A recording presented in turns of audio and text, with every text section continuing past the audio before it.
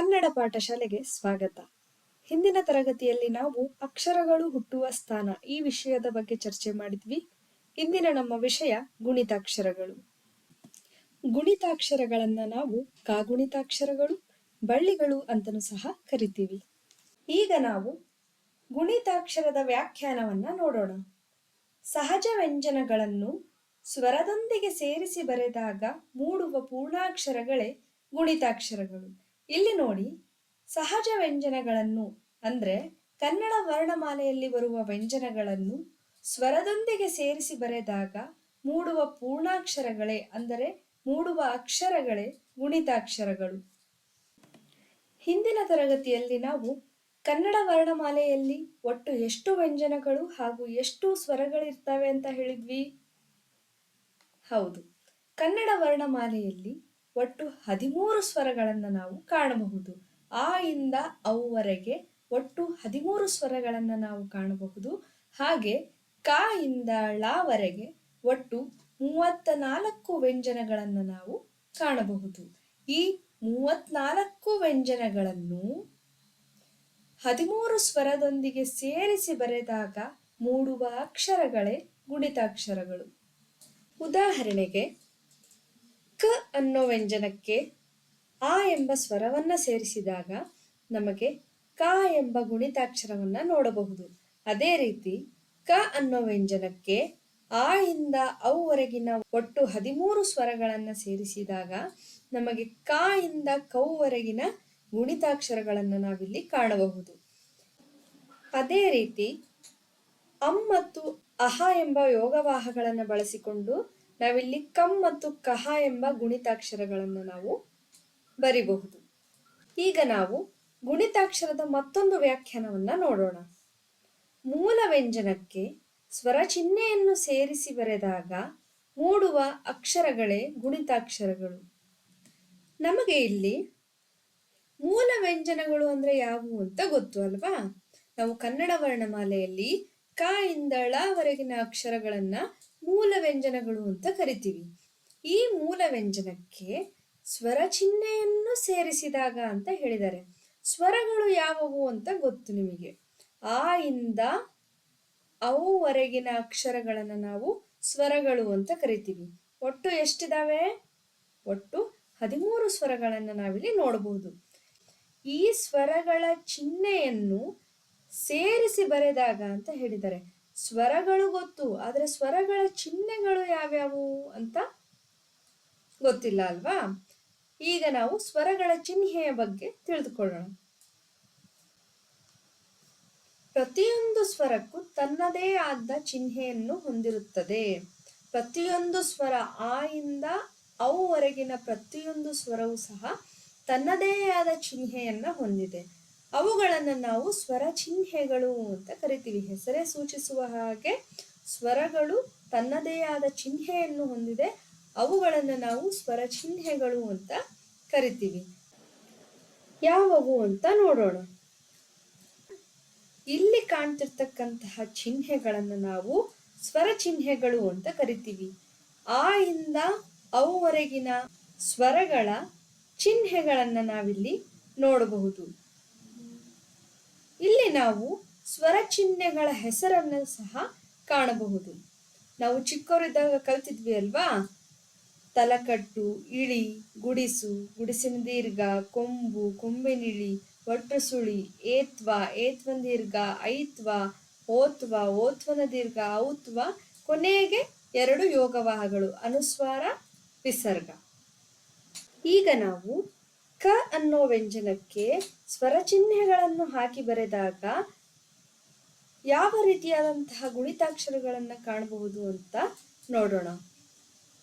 ಕ ತಲಕಟ್ಟು ಕ, ಕ ಇಳಿ ಕ, ಕ ಗುಡಿಸು ಕಿ, ಕ ಗುಡಿಸಿನ ದೀರ್ಘ ಕಿ, ಕ ಕೊಂಬು ಕು, ಕ ಕೊಂಬಿನಿಳಿ ಕು, ಕ ಒಟ್ರು ಸುಳಿ ಕ್ರು, ಕ ಏತ್ವ ಕೆ, ಕ ಏತ್ವನ ದೀರ್ಘ ಕೆ, ಕ ಐತ್ವ ಕೈ, ಕ ಓತ್ವ ಕೋ, ಕ ಓತ್ವನ ದೀರ್ಘ ಕೋ, ಕ ಔತ್ವ ಕೌ. ಇಲ್ಲಿ ಕೊನೆಗೆ ಅಹ ಬರುತ್ತೆ. ಇಲ್ಲಿ ಅನುಸ್ವಾರ, ಇಲ್ಲಿ ವಿಸರ್ಗ. ಇಲ್ಲಿ ಕಂ ಮತ್ತು ಕಹ ಅನ್ನುವ ಗುಣಿತಾಕ್ಷರಗಳನ್ನು ನಾವಿಲ್ಲಿ ಕಾಣಬಹುದು. ಗುಣಿತಾಕ್ಷರಗಳನ್ನ ಕಾಗುಣಿತಾಕ್ಷರಗಳು ಅಂತ ಯಾಕೆ ಕರಿತೀವಿ ಗೊತ್ತಾ? ವ್ಯಂಜನಗಳಲ್ಲಿ ಮೊದಲನೇ ವ್ಯಂಜನ ಯಾವುದು? ಕ ಅನ್ನೋದು ಮೊದಲನೇ ವ್ಯಂಜನ ಅಲ್ವಾ? ಈ ಕ ಎಂಬ ಮೊದಲನೇ ವ್ಯಂಜನಕ್ಕೆ ಸ್ವರ ಚಿಹ್ನೆಯನ್ನು ಸೇರಿಸಿ ಬರೆಯುವುದರಿಂದ ಕ ಎಂಬ ಮೊದಲ ಗುಣಿತಾಕ್ಷರವನ್ನು ನಾವು ಇಲ್ಲಿ ಕಾಣಬಹುದು ಅಲ್ವಾ? ಹೀಗೆ ಇಲ್ಲಿಂದ ನಮಗೆ ನಾವು ಗುಣಿತಾಕ್ಷರಗಳನ್ನ ಬರ್ಕೊಂಡು ಹೋಗ್ಬೋದು. ಹಾಗಾಗಿ ಈ ವ್ಯಂಜನಕ್ಕೆ ಈ ಸ್ವರ ಚಿಹ್ನೆಯನ್ನು ಸೇರಿಸಿ ಬರೆಯುವುದನ್ನ ನಾವು ಗುಣಿತಾಕ್ಷರಗಳು ಅಂತಲೂ ಕರಿತೀವಿ, ಅಥವಾ ಕಾಗುಣಿತ ಅಥವಾ ಕಾಗುಣಿತಾಕ್ಷರಗಳು ಅಂತಲೂ ಕರಿತೀವಿ. ಈಗ ನಾವು ಗುಣಿತಾಕ್ಷರಗಳನ್ನು ಬಳಸಿಕೊಂಡು ಪದಗಳನ್ನು ಹೇಗೆ ಬಿಡಿಸಿ ಬರೀಬಹುದು ಅಂತ ನೋಡೋಣ. ಮೊದಲನೇ ಪದ ಯಾವುದು ಅಂತ ನೋಡೋಣ. ಮನೆ. ಮನೆ ಅನ್ನೋ ಪದವನ್ನ ಹೇಗೆ ಬಿಡಿಸಿ ಬರೀತಾರೆ ನೋಡೋಣ. ಮ ಎಂಬ ಮೂಲ ವ್ಯಂಜನಕ್ಕೆ, ನಿಮಗಾಗ್ಲೇ ತಿಳಿದಿದೆ ಮೂಲ ವ್ಯಂಜನಗಳು ಅಂದ್ರೆ ಯಾವ್ಯಾವು ಅಂತ ತಿಳಿದಿದೆ ಅಲ್ವಾ? ಮ ಅನ್ನೋ ಒಂದು ಮೂಲ ವ್ಯಂಜನಕ್ಕೆ ಆ ಎಂಬ ಸ್ವರ ಸೇರಿದಾಗ ಏನಾಗುತ್ತೆ? ಮ ಆಗುತ್ತೆ. ಅದೇ ರೀತಿ ನ ಅನ್ನೋ ಮೂಲ ವ್ಯಂಜನಕ್ಕೆ ಎ ಎಂಬ ಸ್ವರ ಸೇರಿದಾಗ ಏನಾಗುತ್ತೆ? ನೆ ಆಗುತ್ತೆ. ಈ ರೀತಿ ಗುಣಿತಾಕ್ಷರಗಳ ಸಹಾಯದಿಂದ ನಾವು ಆ ಪದಗಳನ್ನು ಬಿಡಿಸಿ ಬರೆಯೋದಕ್ಕೆ ಸಾಧ್ಯ ಆಗುತ್ತೆ. ಮುಂದಿನ ಪದ ಯಾವುದು ಅಂತ ನೋಡೋಣ. ಕಮಲ. ಕಮಲ ಅನ್ನೋದು ತುಂಬಾನೇ ಸರಳವಾದ ಪದ. ಇದನ್ನ ಸರಳವಾಗಿ ಬಿಡಿಸ್ಬೋದು ನಾವು. ನೀವು ಸಹ ನಾನು ಹೇಳ್ಬೇಕಾದ್ರೆ ಟ್ರೈ ಮಾಡಬೇಕು. ಕ ಅನ್ನೋ ಒಂದು ಮೂಲ ವ್ಯಂಜನಕ್ಕೆ ಆ ಎಂಬ ಸ್ವರ ಸೇರಿದಾಗ, ಕ ಅನ್ನೋ ಒಂದು ಮೂಲ ವ್ಯಂಜನಕ್ಕೆ ಆ ಎಂಬ ಸ್ವರ ಸೇರಿದಾಗ ಕ ಆಗುತ್ತೆ. ಅದೇ ರೀತಿ ಮ ಎಂಬ ಒಂದು ಮೂಲ ವ್ಯಂಜನಕ್ಕೆ ಆ ಸೇರಿದಾಗ ಮ ಆಗುತ್ತೆ. ಹೀಗೆ ಲ ಅನ್ನೋ ಒಂದು ಮೂಲ ವ್ಯಂಜನಕ್ಕೆ ಆ ಸೇರಿದಾಗ ಲ ಆಗುತ್ತೆ. ಕ ಮ ಲ. ಮುಂದಿನ ಪದ ಯಾವುದು ಅಂತ ನೋಡೋಣ. ಔತಣ. ಈ ಪದನ ಸ್ವಲ್ಪ ಗಮನಿಸಿ.